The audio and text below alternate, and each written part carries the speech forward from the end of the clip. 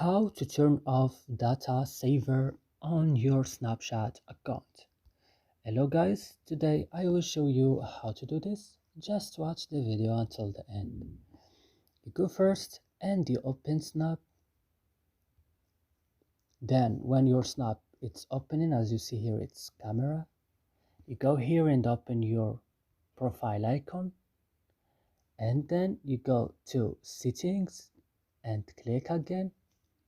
After this, on setting, you will have a long list. You will just go down to data saver and open it. Then you will find data saver. As you see here, it's turning on or it's activate. You will activate it by clicking here on this blue icon, and that's it. It will work with you. That's it guys. I hope this video is useful for you. Don't forget to like and subscribe in our channel. See you next.